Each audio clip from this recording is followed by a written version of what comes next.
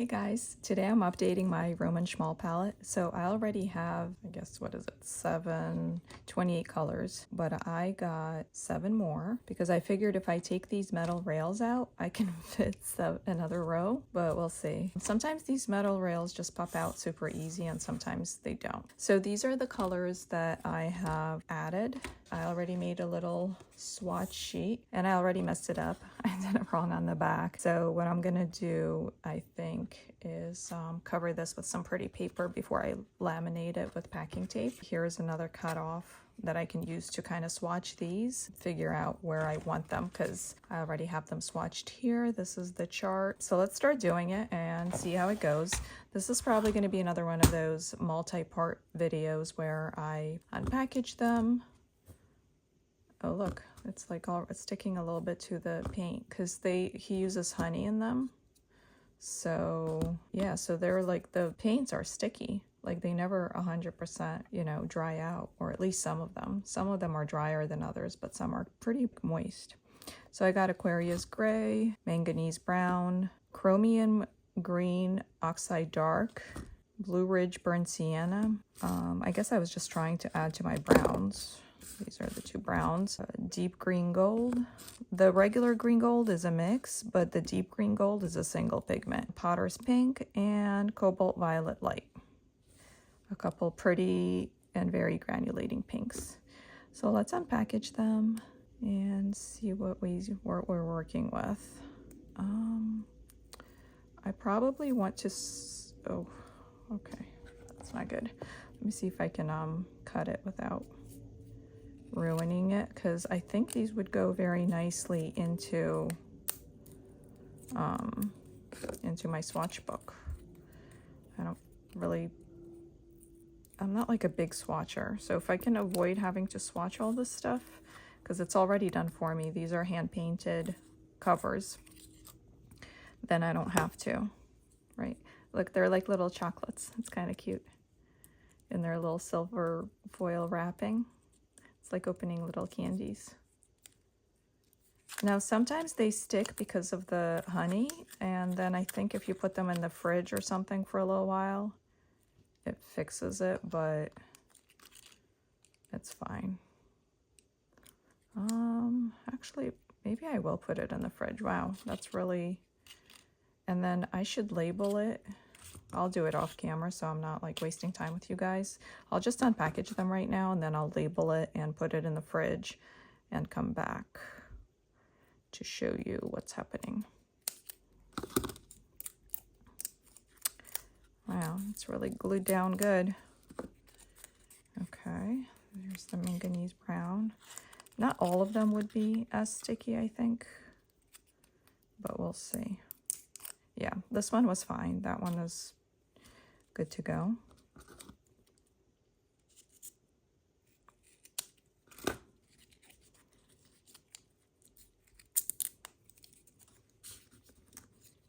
Yeah, I guess some are just more sticky than others for whatever reason. Like that one is, I don't want to lose like half the pan, you know. This one too, see? Look, that's the green gold. Put that in the fridge.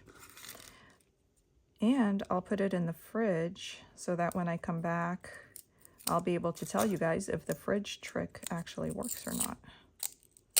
So that will be good to be able to update you with that information. So then what I'll do is I'll label them. Oh, that one was fine too. The gray was fine. Label them, then maybe come back and do the hand-painted swatch chart together on camera. Then tonight, do another painting like I did with my last video. I did a gallo and then I did the painting at night. And then come back tomorrow and show you what it looks like used in a painting. This one was fine. Yeah, I don't know why some colors are more sticky than others.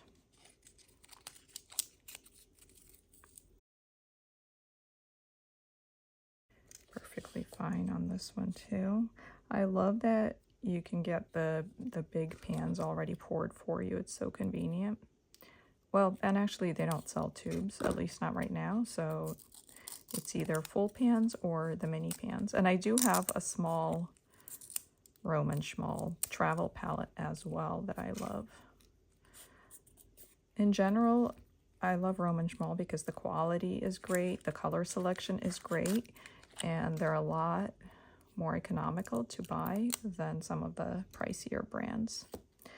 Okay, so these two are getting the refrigerator treatment, and then these are all fine, and I'm gonna go ahead and label them, and stay tuned. Hey guys, I'm back. Well, that took longer than expected, but that's mainly because I was in the kitchen putting this in the fridge, and I decided it was time to, you know, eat and have a meal. So it's been maybe an hour.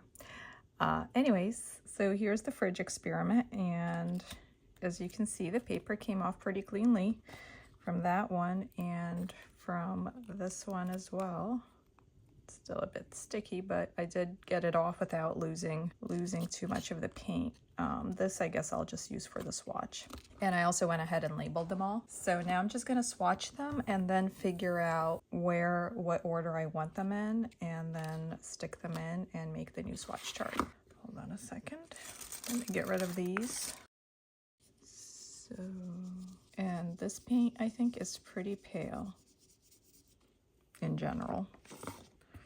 So, oh, that's, we might need to pre-wet that and then just let that kind of, otherwise I'm not getting a whole lot off of it, so. Oh, and then sometimes because they put the wax paper on top, there's like a little bit of wax residue on top of the pan, but it does go away after you use it for a little while, so it's not really much of an issue, but you do get that weird consistency sometimes when you first start using it.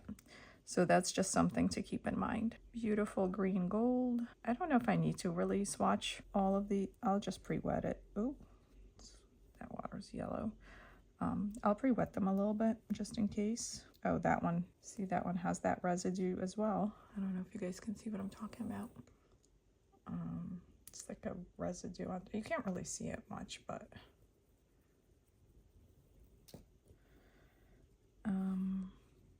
ooh, what the heck is this? Manganese brown. It's almost like caput mortuum. Wow, that's really manganese brown. Why is it like that? Huh. It's like a caput mortuum.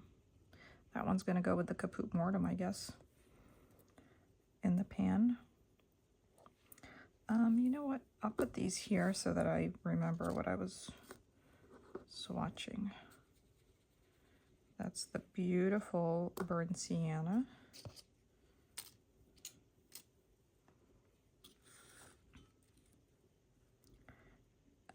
And then I got this because it reminded me of Perylene green, but it's chromium green oxide dark. I do like this green a lot, and I didn't want to get another Perylene green. Oh, I like how it, oops, let's move these.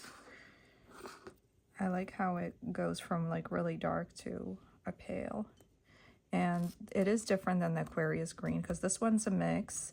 And when I was labeling all these, I remembered that these are all single pigment colors, which is pretty nice. Every single one of these paints that I got is single pigment. The beautiful gray, Aquarius gray they call it, but it's just the PW1. A lot of the paint brands have this one. I love that. It's a very nice neutral. Got some, I got a little bit of yellow in there from the water, but this is the Potter's Pink.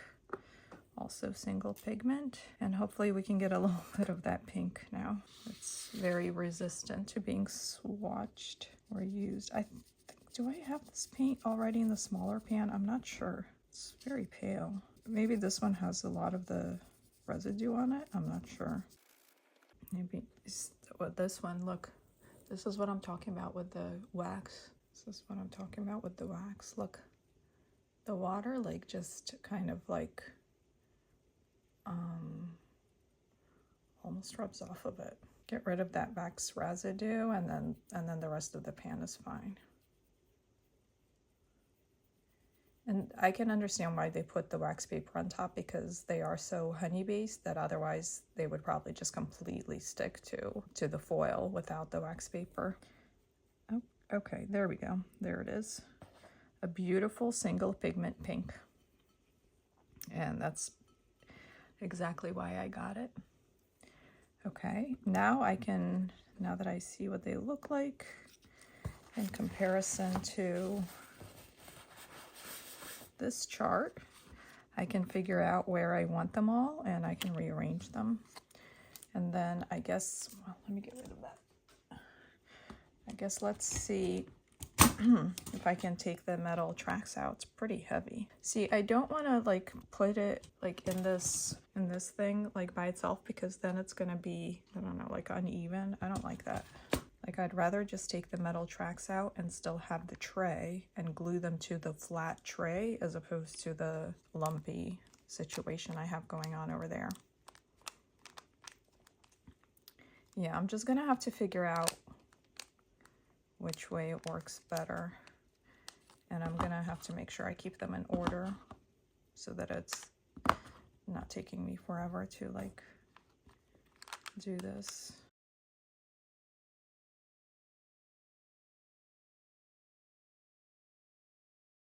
And I have used this paint a fair amount. Again, these are, you know, large pans, and so you can't really see that necessarily with watercolors as much, but yes, I love this paint. If you guys want a really good quality paint with a lot of color options and that is budget friendly, then this is a really great option for you. And you get these nice large pans, which is really, really nice for your paintbrushes too. So what I had done is I had gotten a set of 24, and then I added 4 more colors, and now I'm adding 7 more. Okay, so I'm gonna see if I can pop these out somehow, and then I'll be back and let you know. Okay, I've been at it for about a minute. This is where I'm at. I did, it got bent a little bit here and I bent it back. And then I'm using these little pliers, like little jewelry pliers, but you can use any pliers. That's just what I had in my scrap room. Here's these rails. And then let's see if I can pop the last one out on camera. I don't have as good of an angle. Of course it's gonna, oh, okay. Yeah. Okay, so now I just have to hope that 7 rows fit on here, because otherwise I messed it all up for nothing. What the heck is going on here? Oh no, I made a mess. Okay, this one goes here. It's okay. They're all labeled. I did label them all, thank God. We're good. All right, so let's see if 5 fit in this, because the whole point was to do 5. And yay, okay, no problems. So that's what we're gonna do. We're gonna have 5 rows. It's a little crooked, but that's okay. It's still better than you get a much flatter surface than plopping them into that with all the like ridges and everything. It would be really uneven. Okay, so now what I'm gonna do is I'm gonna get off camera again, figure out the order I want them in, because that might take me a while, and then come back and show you guys what I came up with, and we can do the swatch together. Stay tuned. Well, I messed up the whole thing. I rearranged them, then I started labeling them, and then I was like, oh wait, I don't like that order, but I already had labeled them, so now I cut them out, and I'm gonna glue them down. So, because I cut off the words I had written, right? So this is taking longer than I wanted it to, unfortunately. I mean, the one good thing is when I'm done with this, my Roman Szmal palette will be ready to go. So I take comfort in knowing I'm never gonna have to do this again. And I'm just showing you guys that if you mess up, it's okay. There's always, you know, ways around it. I'm like a pro at finding ways around mess ups, because this happens quite frequently. Yeah, I've had lots of practice. Let me find, here's a scrap piece of paper. Let's just do this as quickly as we can, and then I'll go back to labeling them. Yeah, it's just been really like difficult to figure out the order I wanted because I don't know, I ended up putting the browns up top, which usually the browns go on the bottom, but with the number of browns I had, it seemed to make more sense. So then I was kind of puttering around, and then I was like, I have this color, the tint, and does it go with the browns? Does it go with the yellows in the beginning? Like, where does that go? You know, there's no like, for those types of colors, there's no really like predetermined good place for them. So you gotta kind of just do what makes the most sense to you. Wait, I don't want to be getting glue on the watercolor paper. That's probably going to affect how well I can swatch on it. So, and now I'm just trying to line it up as good as I can. Unfortunately, this is not going as efficiently as I would have liked. Gotta do what you gotta do, because once I kind of do the chart and glue them down, I'm not fixing it again. So I want it to be in as good of an order as I possibly can. Okay, I glued it the right side up. I mean, I was gonna put paper, scrapbook paper on the back of it anyway, so I guess it's fine. You know, it all worked out. Then I'll cut it out and maybe I'll do the edges in black. You know what, I think I will go ahead and label them and then come back and swatch them for you guys. Hey, I'm back. Okay. So I think I have the swatch ready to go. Let me get some paper and let's do this. Let's get this done with, and then I can just paint tonight, glue these down with some glue strips, and I'm gonna make it lighter at the bottom so I can read the text for all of them, and darker at the top.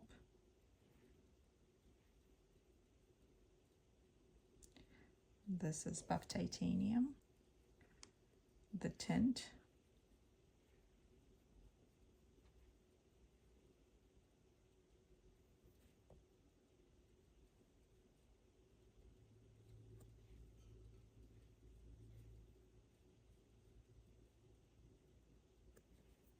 Quino something yellow. Oh, it's got a bunch of green in it. Again, I have used this palette, so it's not perfectly brand new and clean. I guess this one doesn't need to get lined at the bottom. Can like read the text just fine. Nickel Azo yellow, a nice transparent yellow. This is a strong yellow.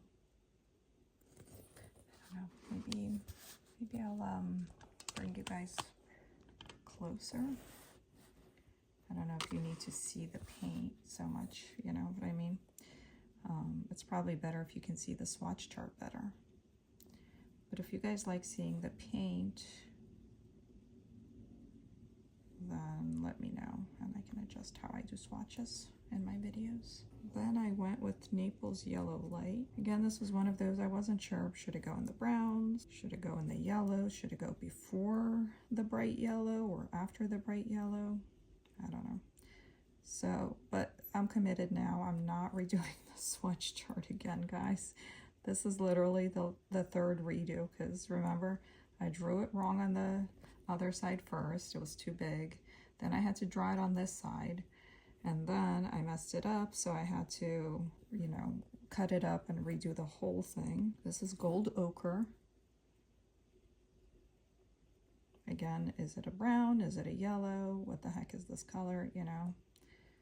So, you know, I'm not necessarily sure I did the swatch the best way possible, but it makes sense to me, and it will be easy enough to find all this when I'm painting. Next is one of my absolute favorite Roman Szmal colors. If you're buying their paint, I highly recommend this. It's goethite. It's a natural stone pigment. I don't think it has like a pigment number or anything, because it's just the stone goethite. And it's really granulating and a very natural sort of, it's perfect for like hair or whatever, for that color hair, because it's very natural looking. Actually, you know what? I bought a small one of it because I love it so much. You can see how granulating it is. And it is PBRNA because it's an earth pigment. Yeah, so it doesn't have Blue Ridge Burnt Sienna. That's a really pretty burnt sienna.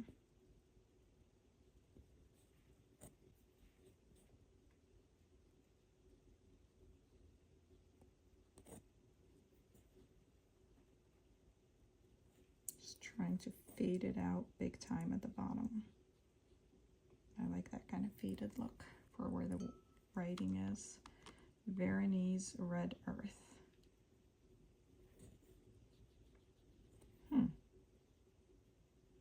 Veronese Red Earth is very similar to the Blue Ridge Burnt Sienna. But it's not the same, actually. You know what? It is different. But it's a really nice color, too. I like their browns. They have really nice, strong browns. Some brands have, like, very weak kind of browns, but not Roman Szmal. Yeah, you can see the difference, right? Let me add a little bit more up top so we can really see the difference. And actually, you know what? I'll add more of the Blue Ridge Burnt Sienna up top of this one too. So we can really, you know, kind of distinguish better between them when I'm picking a color. Like, which one do I want? There we go. Cypress Burnt Umber. That's a really nice brown too. I love their browns. I guess I must be into browns because I have like so many browns. I don't know, but I do paint people a lot, so it's convenient having kind of lots of hair and skin colors available. It just makes it easier not having to worry about mixing so much. And for like shadows for skin, and let me add a little bit more up top here. There we go, beautiful, so pretty. Okay, Caput Mortem. I really love Caput Mortem. I like colors that are like intense in mass tone, but really go down to something very light because they're so versatile. You can use them like, you can use them like even by themselves for like a value study. Look at how strong it is. I have to like really taper it down. Otherwise it just wants to take over the whole thing.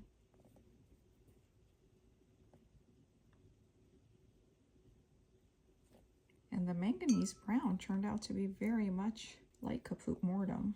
Yeah, just less reddish and more brown. It's got that same sort of vibe where it seems almost opaque in mass tone, but then it does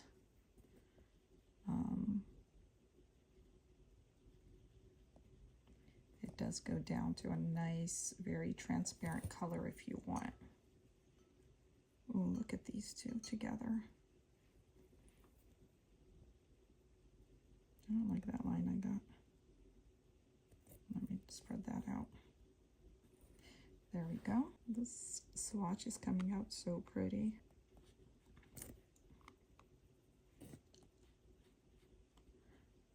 I definitely have no hesitation in recommending this paint, you guys. I love it. I even like it more than some of my like more expensive brands. I'll be honest with you. So, okay.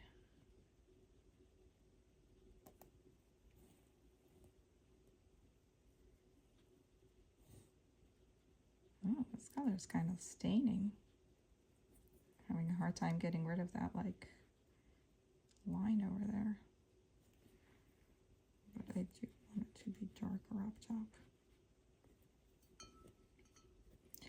And I love how all these colors have like a lot of good personality. They're like there's a lot of granulation and variety variety. Some of them split apart. Like they're not all just one uniform sort of color of whatever the color is. You know, they all have their own properties and do different things. And that feels like it gives them more personality. Here's the Potter's Pink.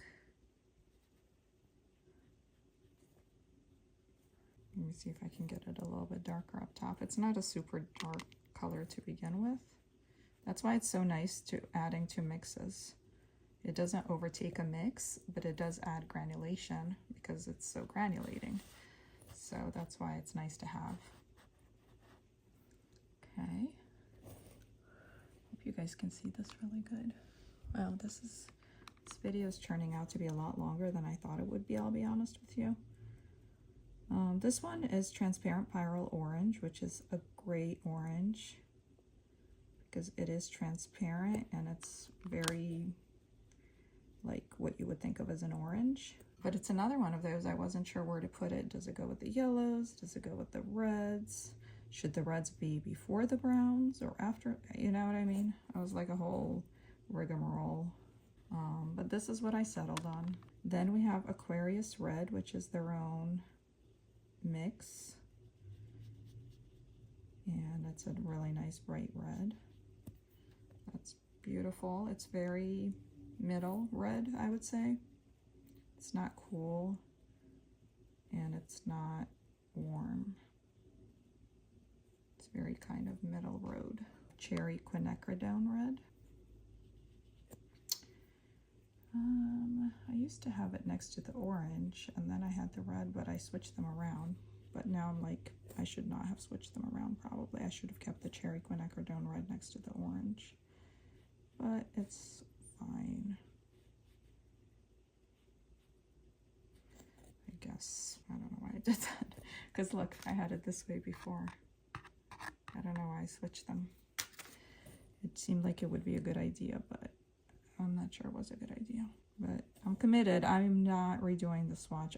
Even if it gets messed up completely, I'm not redoing it. Quinacridone Pink. Now I love this one. Like this is hot pink, but it's quinacridone, so it's got good light fastness.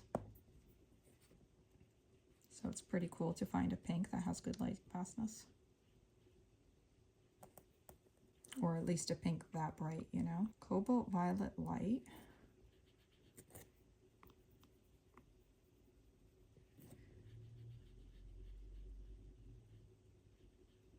It's very pale, but it's cool and it's granulating and it's really pretty. It's a very soft pink. So it's like, it looks good next to that one.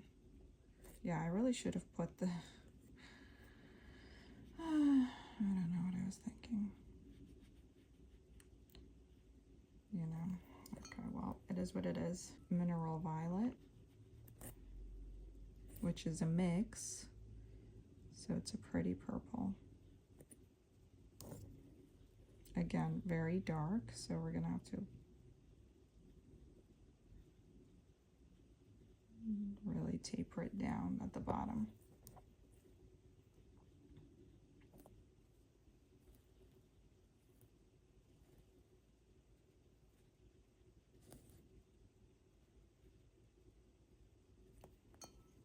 And then I decided to move the Shadow Violet up here next to the Mineral Violet.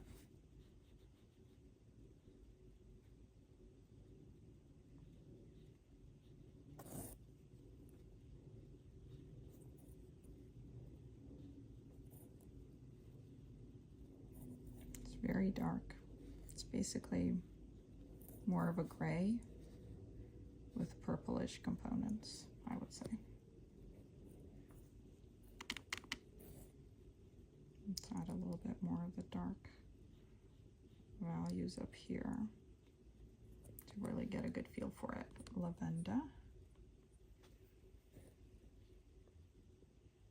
Very, very pretty. I love this color. So it's like a bluish purple and it's pretty opaque in mass tone.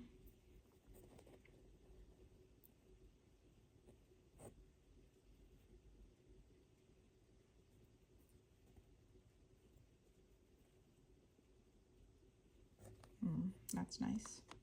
And then I moved the ultramarine next to it because this ultramarine intense that they have is a little on the warm side, like almost like a purplish tinge to it. More so than the other blues are kind of more middle blue. This one's a very warm blue. It is quite intense, so we're going to need to really take it down a couple notches down here so we can read what it says. Okay. That's pretty. Cobalt blue next. Yeah, see, this is like a middle sort of blue, like a true blue.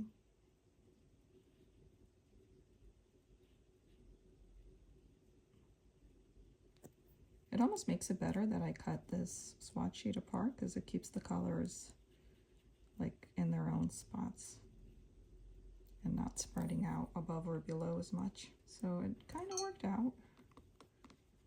The only regret I have is switching these two around so far. Like, that's the only ones that kind of don't feel like they go where they need to. I moved this one as well next to the cobalt blue. Put it next to the blue sky.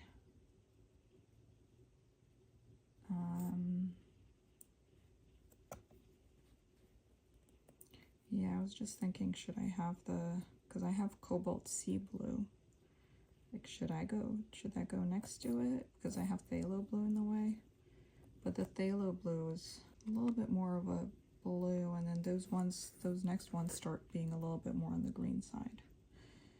Phthalo blue is nice and strong as always. See, like, all the pigments kind of behave the way they're supposed to, and I like that about them.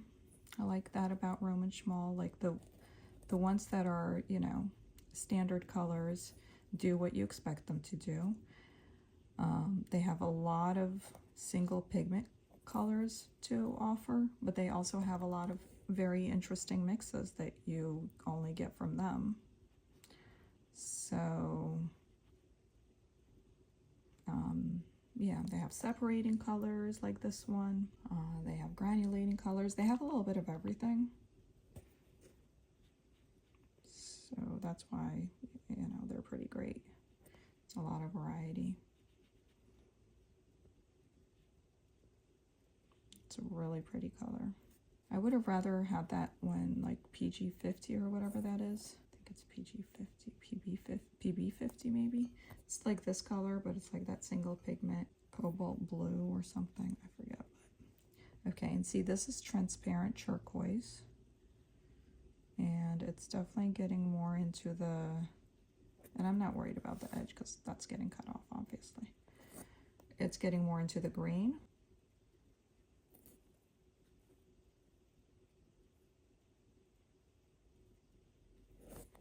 Okay, now I'm not 100% sure if I put all the greens in a good way, but you know, it is what it is as well. So we're gonna do the deep green gold here. And again, I picked the deep green gold because it's single pigment. The regular green gold was a multi-pigment mix. If I can, I will always get a single pigment color because they're much better for mixing. Sap green, not my favorite. The sap greens are always so like, it's like that poisonous green color. So if I'm using it, I'm definitely tapering it down with a bit of red or orange or something, you know. Then we have Aquarius green. I love this one. This one's beautiful. Now this is a very natural green. That's like super easy to just use as is already, pre-made for like any leaves or flowers. You don't have to like taper it down or anything. It's good to go. It's already very natural looking. The only other palette I have where I have this kind of beautiful variety, I think, I have a couple palettes that have a lot of different options, but really I think my Daniel Smith is the only other one that kind of rivals this level of being comprehensive. This level of comprehension. No. And actually I have a couple colors I'm adding to my Daniel Smith palette. I have these two. So I'm going to be rearranging my Daniel Smith palette as well. Let me know if you guys want to see that. Me swatching and rearranging the Daniel Smith palette too. Because I'm only adding 2 colors, so I wasn't going to do it. But if you guys like these types of videos, let me know. And I'm happy to do it. Now this is Priestby's Gray, which really is not that different from the Shadow Violet, but they called it a gray, so I'm keeping it in the grays, even though it doesn't really fit, but I didn't have space in this row for it anyways. Actually, this one looks more purple than this one. Maybe I should have switched their places, but oh well. Like I said, what's done is done. I'm committed. I'm not cutting things apart and sticking them anywhere anymore again. This is the Aquarius Gray. They call it Aquarius Gray, but it's just a pretty standard buff sort of gray. Like a buff titanium, but gray instead of brown. It's very neutral and pretty though. Oh, I don't like how that, let me see if I can make this go. I can spread that out, okay. Last, certainly not least, is the Aquarius Black, which is really just PBK 11, I think. Oh, I didn't write it down, darn it. I think it's like that PBK 11. It's that super granulating black, which is nice and convenient if you want to make granulating dark colors. Like, you know, mix this with yellow and you get a granulating green, basically, you know, that type of mixing. Okay, it's nice and light at the bottom. Let's make it a little bit darker up top to show what it can do.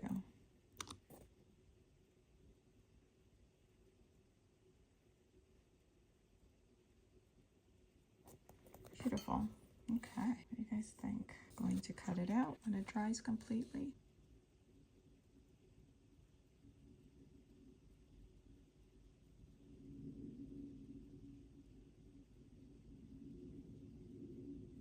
Yeah, what do you guys think? How does it look? I like this one. This is really nice. And I'm happy with the colors I added, although some of them are a little close. This one is close and I had added this one, and these two are kind of close and I had added this one, but that's all right. This green is nice and different.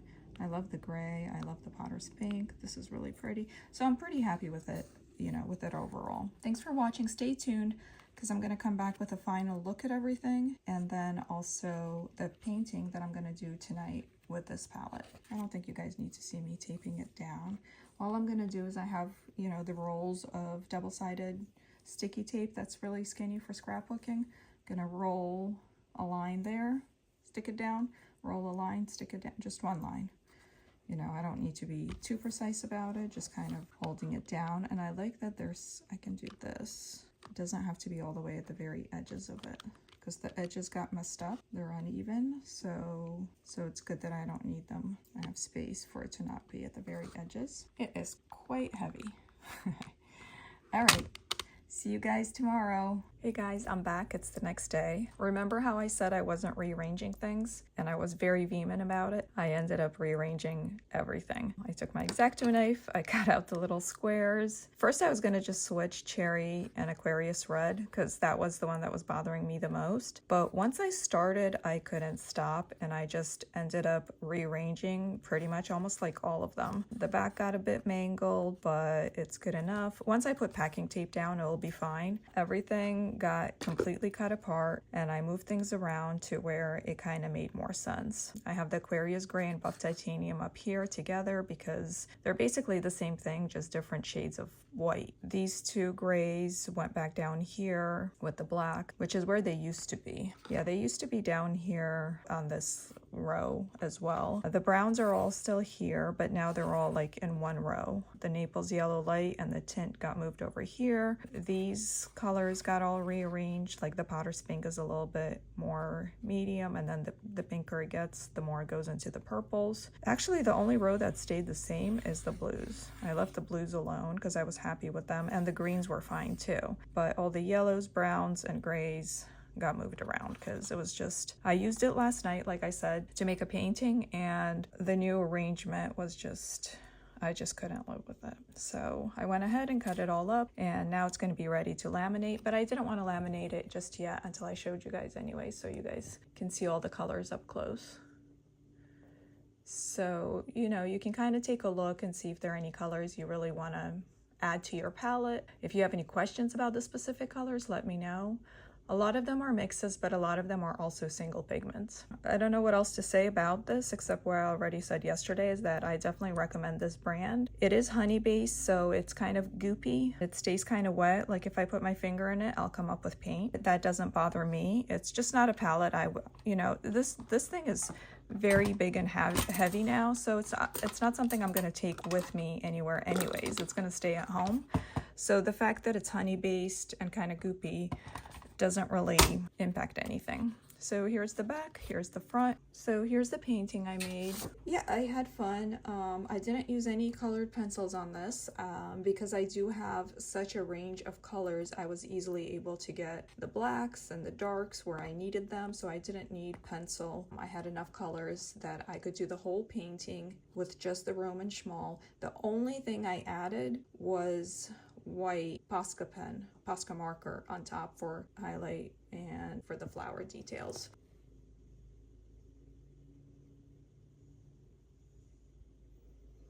Yeah, I hope you guys liked this video. I think it ended up being a lot longer than I had planned or anticipated. This was quite a big undertaking. I mean, it is 7 times 5, 35 colors. So it's a big palette. It's a lot of paint, but now it's all set. I never have to worry about it again. There's no space for me to add any more, so I'm done shopping for Roman Szmal, and I don't have to rearrange things. I don't have to worry about it. I can just, you know, use it and enjoy it. Thank you so much for tuning in and watching. Let me know if you have any questions, comments, thoughts, ideas. Do you guys have Roman Szmal? Do you guys want to try Roman Szmal? Please like and subscribe, and I'll see you in my next one.